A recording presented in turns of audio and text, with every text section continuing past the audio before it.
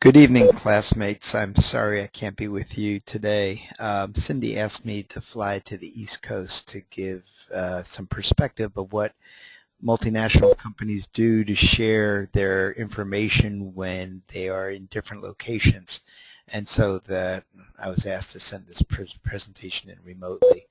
Obviously, I'm just kidding. I'm still traveling for work out here, and I didn't want to miss the chance to share some perspective with you, and Cindy thought it was okay to share it via video.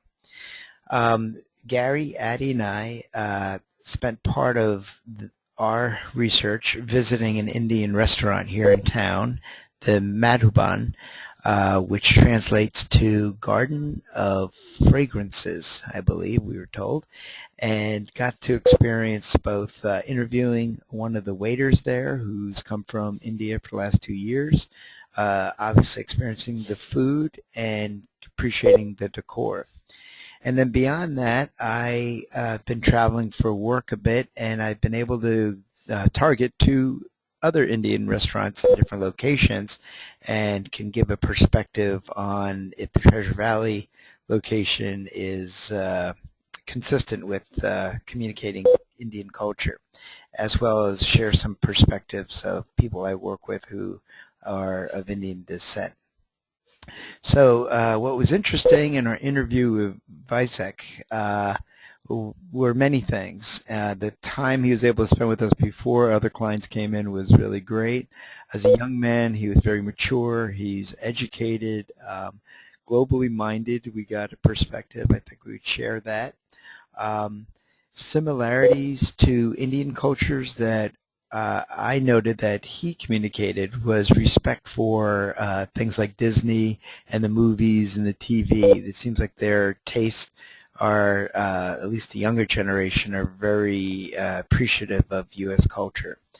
And the other thing that seemed consistent with his viewpoint that matched our reading is his perspective of Indian culture is very polycultural, where Indian people are very open to differences. We talked about the different religions that were there, the meshing of a political framework that has different viewpoints and people's different upbringings to make up the political system there in India, and he could appreciate the similar polycultural viewpoints that both Indian and U.S.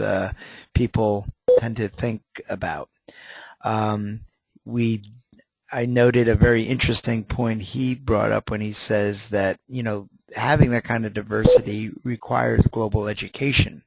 And he shared an example where his uncle, who is a director at Micron, and is of Sikh origin, and Sikh folks wear the turbans like my friend Jazz wears here. Their family's experience is that after 9/11, his uncle has to be cautious and is a victim of prejudice because people think he is a Muslim that might have some bad, aggressive tendencies to him. And my friend Jazz says similar type things. When even they travel through American airports, Jazz will have to be removing his turban and take a lot of time to show he doesn't have weapons and things like that. But he's a totally different sect than the Muslims who wear a different type of turban. And, in this waiter's experience, the world needs to know that these are 2 different types of folks, and being prejudiced is not a great thing to start with, and so on. So I thought that was interesting. The differences that he helped identify to us is, in his perspective, education in India is kind of a one-shot deal where you go get your degree if you aspire up to a level or, to advanced degree perhaps, but that is over afterwards. They see us in the U.S. as lifelong learners, and seeing that Gary and I were there at dinner learning into our 50s here, maybe there is some truth to that sort of thing. But that was interesting to hear. Number 2 is Indian family lives together over a longer period of time, that even the houses themselves are built to last 50 to 100 years or more, very solid with brick structures, and to house extended families, grandparents, adults, the children of multiple families in many cases, in one house, compared to our, in his mind, a temporary wooden type of structure like an apartment that might be needing to be changed in 20 to 30 years here in the States. So thought that was interesting. But being over here and having an apartment, he could appreciate the difference that we enjoy here about having a little more privacy to ourselves.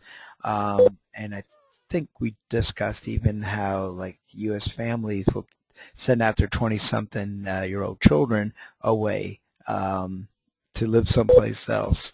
And you could see the value in that difference in our cultures there.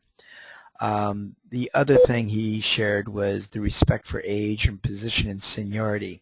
His example was it's common for a younger person when they meet an older person to kneel down and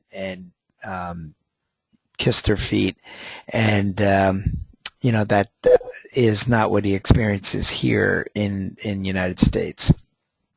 Lastly, I got an appreciation that his understanding of the poor people in his country, he knows about it, he's educated about it, but he doesn't experience it firsthand. And, made an impression on me that the caste system history that India has gone through probably makes that just the way things are experienced there. You don't see them, you don't actually interact between the different classes historically, and thus he really didn't have firsthand experience of that.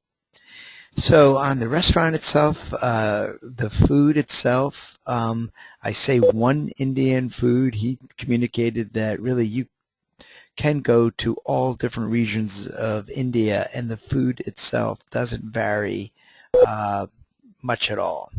But in that one type of Indian food for the country, there is a lot of variety. There is different portions of the menu that are vegetarian dishes, are of tandoori cooked foods, and different types of settings. And the Indians are very proud of their food. For our interview with Vizek himself, I also learned something new, and this Mughlai is a portion of the menu which comes from the adjective that we use, Mughal. Mughals were the emperor-type class. They did come from outside of northern India 1,000 years ago, I believe, that inhabited the area, really enjoyed the foods of India, and had many food types brought to them from different parts of India.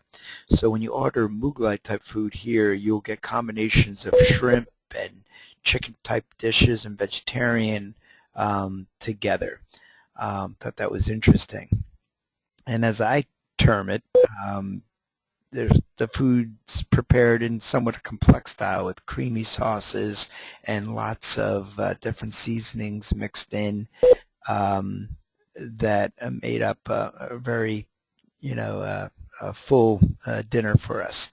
So it's not my strong point to really compare foods that much, but that was my experience appreciating the food there.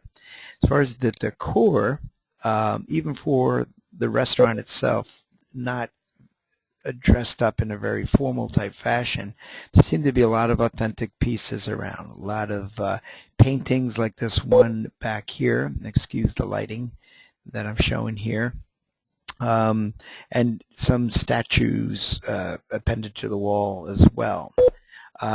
Asking some of my other friends about this style, this is a typical style that comes from a northern India city area that is known for this. Jaipur is the name of one city up there that these kind of group paintings are very typical. And this might be showing just group activities, celebration, maybe even a group dance, which is common in the Indian artwork. So the restaurant was able to pass along that kind of appreciation of India culture. Just to compare that real briefly to some other places, I went to Bombay Restaurant in San Francisco, and I ate with my friend Jazz here. That place, you could see it's a little more formal of an atmosphere, and use white tablecloths and white linen napkins. And one observation, the food was very similar with the type of menu that was offered and the type of seasonings that were used. But even though this was a white linen napkins, it's quite typical to eat food both with your hands, lick your fingers, and wipe the napkins off to make them really really look well used by the time you're done. And another type of Indian cuisine here in New Jersey, I've been able to visit, did not really take advantage of kind of traditional Indian art or decor as much, try to be a little more fashionable. But again, the food was very similar. The menu is very similar. And actually, there were actually a few non-Indian waiters in this Princeton, New Jersey restaurant that I think it made me appreciate what we have access to in the Treasure Valley just with that restaurant that Gary had and I visited. But not to say that there are not other examples of Indian culture in other U.S. cities. Not too far from where I stay is it's a non-assuming house on the side of the road, but you could see through the back driveway this huge sculpture that is of some Hindi figure. And just to give you a perspective, this is the fence railing that people would stand behind. So we do have in other sections of the country, quite interesting examples of Indian culture to look. But just to reiterate that I think we have a gem for Indian culture in our backyard in that Madhaban restaurant, and it provided an authentic Indian cultural experience and really was colored very nicely by our discussion with Isaac. And that more and more we're learning about it, this Indian culture is fascinating to me. There's much we can learn from our Indian friends, and as we learn from Isaac and others, there's much that the Indians would like to learn from us. So a really great opportunity to keep pursuing a global world citizen community. And lastly, Todd, I'd love you to wake up right now because you're going to have to pay attention to the next speaker. But thanks everybody for listening, and we'll see you next week. Thanks. Bye.